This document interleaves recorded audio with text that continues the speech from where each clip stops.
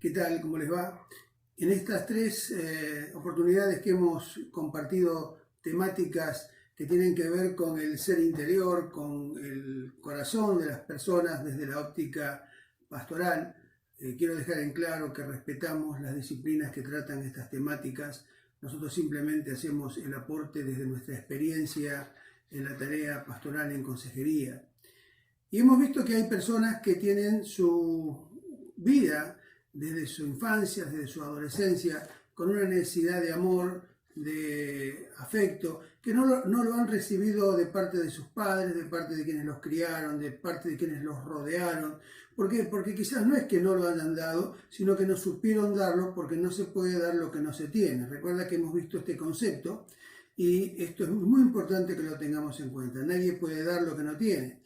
Y cuando se quiere dar amor, sin haberlo recibido, a veces se dan ciertos desequilibrios. Se piensa a veces que con regalos, con dinero, se compensa eso, se quiere ayudar, pero la persona necesita a alguien que contenga, que ame, que esté cerca, que se ocupe, que, ¿entienden? ¿Sí? Se entiende el tema, ¿verdad? Entonces, el otro aspecto que hemos visto es la falta de perdón. Personas que no se han sentido perdonadas por errores, por situaciones que han vivido equivocadas, aún de chicos mismos, y que eso también ha condicionado la vida, tornándose en algunos casos muy implacables, muy violentos en algunos casos. Por otro lado, hemos visto la falta de protección, la falta de sentirse amparado, cubierto, protegido. También desde el tema bíblico lo hemos considerado y queremos seguir con esta temática. Todo esto, más lo que vamos a ver ahora, condiciona la vida de las personas y el accionar y la interrelación. Ahora, en todos los casos trae sufrimiento y en todos los casos Dios da en la Biblia herramientas para poder ayudar en este tema, para poder ayudar a tener victoria con la ayuda del Señor. ¿Sí? Así que, como decía recién, no es nuestra intención entrar en temas específicos de los profesionales que abordan estos temas, a quienes respetamos, sino un aporte más, pero desde la óptica espiritual, desde la óptica pastoral. Por eso, lo nuestro en ese aspecto es muy limitado y muy acotado, ¿verdad? Yo quiero hablar un poquito ahora sobre lo que algunos llaman la estima, su autoestima, y podemos encontrar mucha literatura con relación a eso. Personas que han sufrido desprecios por parte de sus padres, de distintas personas, que le han dicho que no servía, que no valía. Bueno, ustedes saben bien, también como yo, que esas cosas marcan la vida y hacen sufrir mucho, y la persona después quizás se siente menoscabada, se siente menos, se siente inútil, sin serlo. Pero eso fue parte del condicionamiento que han sufrido, lamentablemente. Pero la Biblia también nos habla de otro aspecto que tiene que ver con la estima, o de la autoestima, pero en cuanto a una autoestima demasiado alta. Siempre se habla de tener esa autoestima bien alta, pero yo quiero hablar en otro aspecto, cuando pasa los límites. La palabra de Dios nos habla al respecto, y quiero leer en la carta de Pablo a los Romanos, en el capítulo 12, versículo 3. Es un parrafito que quiero leer solamente. Dijo así el apóstol Pablo: digo, pues, por la gracia que me es dada, a cada cual que está entre vosotros, que no tenga más alto concepto de sí del que debe tener, sino que piense de sí con cordura, conforme a la medida de fe que Dios repartió a cada uno. O sea, acá está diciendo que había personas en ese marco de esa iglesia en la ciudad de Roma en aquel tiempo, en la cual se sentían mucho más importantes, mucho más valiosos que otros. Ahora, dígame, ¿eso no hace sufrir a los que están al lado? Sí que hace sufrir y lastima. Cuando alguien convive con una persona que es orgullosa, una persona que es soberbia, lastima. Esa persona lastima y los que están a su alrededor son víctimas de esa situación. Entonces, Cuando alguien ha recibido constantemente ataques en su vida diciendo que no valía, que no era capaz, algo genera una angustia terrible acá adentro. Y algo pasa.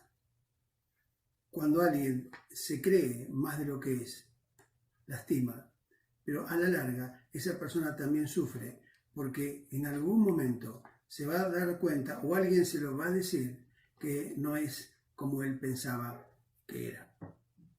Quiero que vayamos a otro pasaje de la palabra de Dios, porque acá nos encontramos con estos 4 aspectos que hemos considerado en estos días.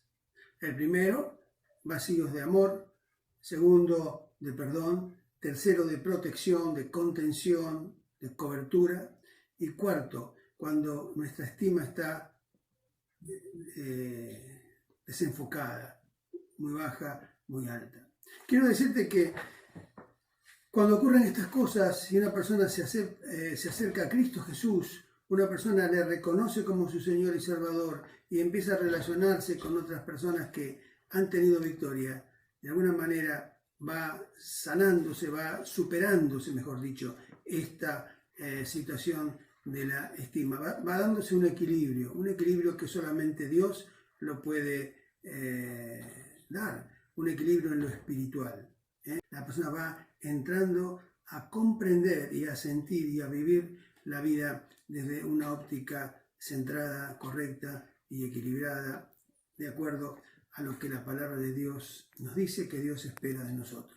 El pasaje que quiero compartirles está en el libro del profeta Isaías, en el capítulo 6, versículos del 1 al 7. Es un poquito largo, pero cuenta el relato de un hombre de Dios como era Eliseo.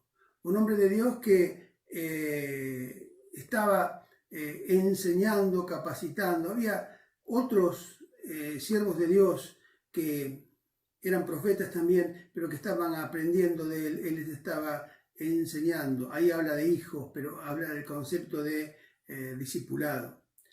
Y estaban en un determinado lugar.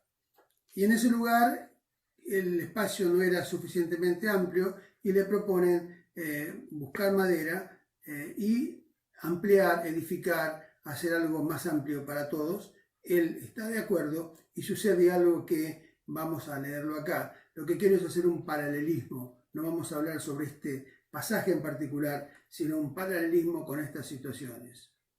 Dice así la palabra de Dios.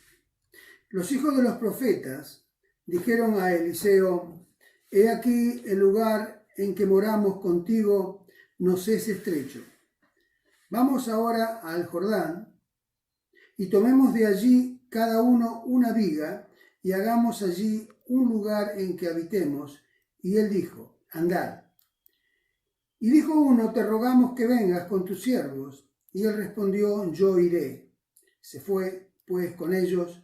Cuando llegaron al Jordán, cortaron la madera, y aconteció que mientras uno derribaba un árbol, se le cayó el hacha en el agua y gritó diciendo: ah, Señor mío, era prestada. El varón de Dios, Eliseo, preguntó: ¿dónde cayó? Y él le mostró el lugar. Entonces cortó un palo y lo echó allí e hizo flotar el hierro. Y dijo: tómalo, y él extendió la mano y lo tomó. Me podrán decir qué tiene que ver esto con estas temáticas que estamos tratando, vistas desde la experiencia de personas que sufren y que han tenido victoria. Habla acá de los discípulos de Eliseo, que, como decía recién, el lugar en el cual estaban era estrecho, era pequeño, y deseaban ampliar ese lugar. Y le proponen ir a la ribera del río Jordán. Y en ese lugar, evidentemente, habría árboles, por lo que menciona acá, de los cuales podían sacar troncos. Entonces estaban ahí haciéndolo, y Eliseo, porque le rogaron que los acompañase, fue. Y estaba con ellos ahí. Y mientras uno de ellos estaba con su hacha cortando, talando un árbol para derribarlo, para poder convertirlo en una viga, en un tronco que fuera viga después, dio un grito. y dijo, ay, Señor mío. Acá la expresión acá no se refiere Señor como Dios, sino está diciendo, Señor mío, y era una expresión que se usaba como respeto a aquellos que eran mayores en cuanto a las cosas de Dios. Ah, Señor mío. Y el Eliseo le dice, ¿dónde cayó? Y le mostró el lugar. Pero había algo que era importante. Este hombre le dijo, esa hacha no era mía. O sea, estaba hachando, se salió el cabo del hacha propiamente dicho, del metal, y eso cayó en el río. ¿Y saben? Se hundió. Se quedó con el cabo en la mano y se hundió. Y gritó, no es mío.